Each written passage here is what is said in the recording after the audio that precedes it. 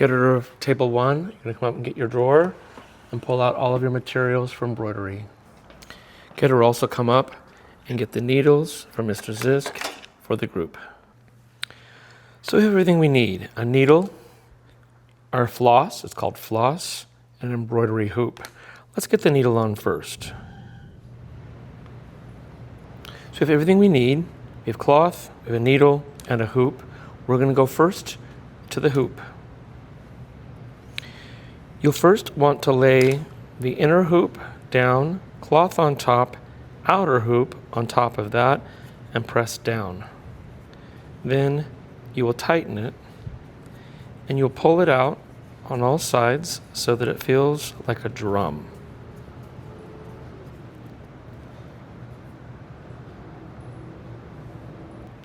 Next, we're going to load the floss on the needle. To get this through, you might have to lick the floss so that it focuses into one strand you can pull through. That's the idea.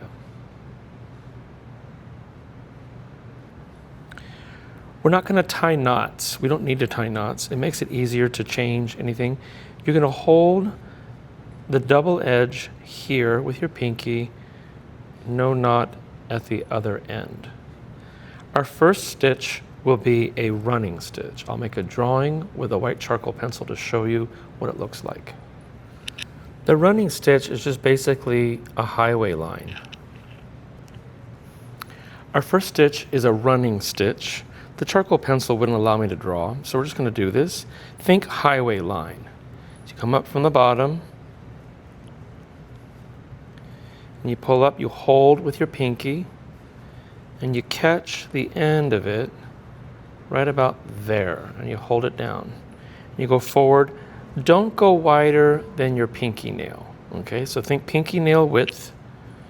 If it's wider than pinky nail, it starts to get too loose. You pull that through, and there's your first stitch.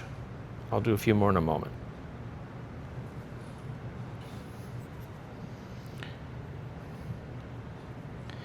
You're going up now just as far out as you stitched. You see the distance? Go through, pull up. Oops, too far.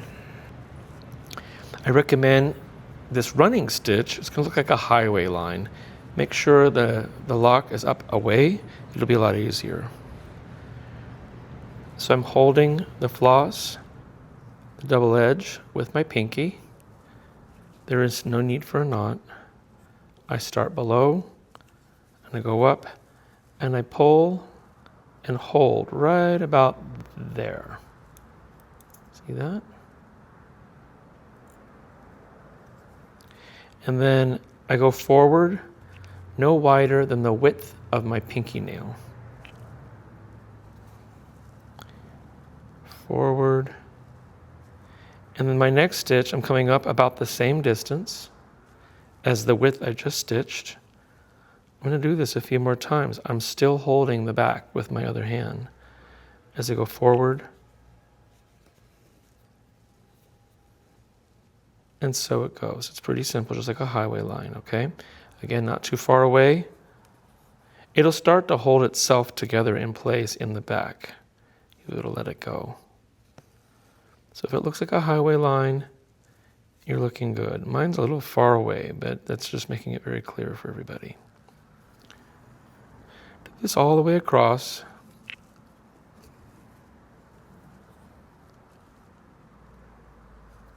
You can go into a shape if you want. It doesn't have to be straight.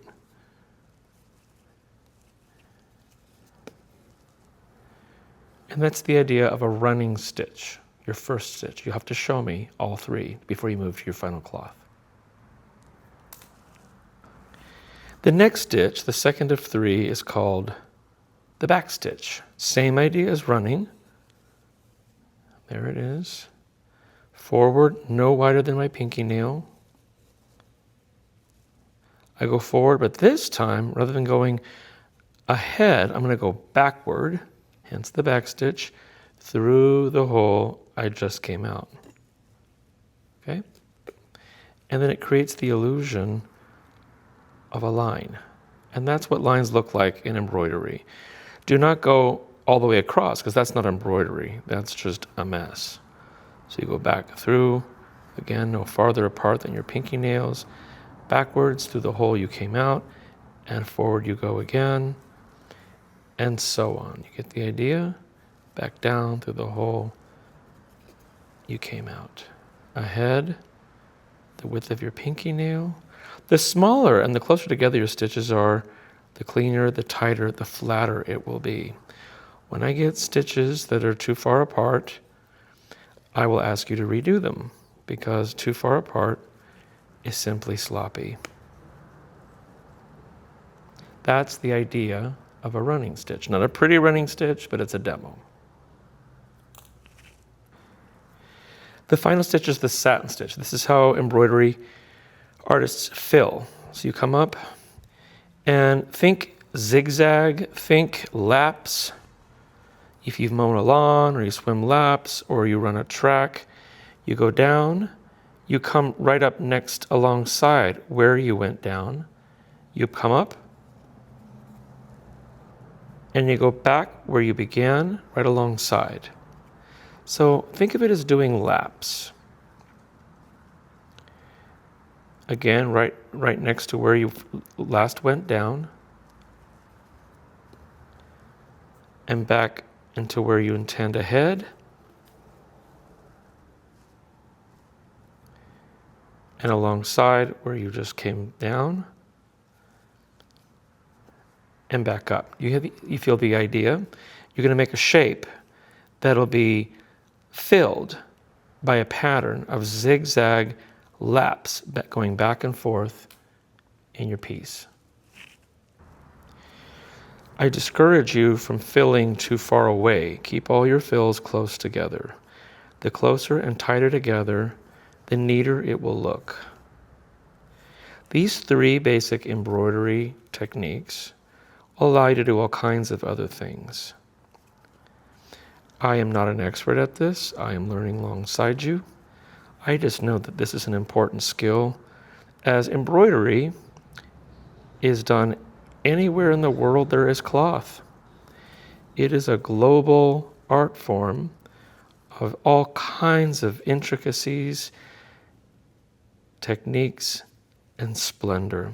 So it's a beautiful way to meet the whole world through the way women and men embroider cloth. It's a form of painting, and unlike painting on cloth or silkscreen, this doesn't really go away, and it has a beautiful matte finish, and it lasts as long as the cloth lasts. So you're just zigging and zagging alongside, coming back up where you left off, alongside where you left off, and aiming your needle where you wish to go next. Fruits, flowers, emojis, any character, anything you could ever imagine can be filled with an infinite number of colors through a satin stitch. So I need to see a satin stitch, a running stitch, and a back stitch for you to have your own final cloth to begin your embroidery project. Getter, you're done when you walk the needles, all of them of your group, back to the cart. Can you believe this from Londell? Or this from Jason? Or this from Patrick? Or this from Josh? Or this from Naomi? Or this from Patrick? This from Londell? This from Jason? This from Naomi? We've had some fan-frickin-tastic embroidery in this class. I'm very proud of these efforts here.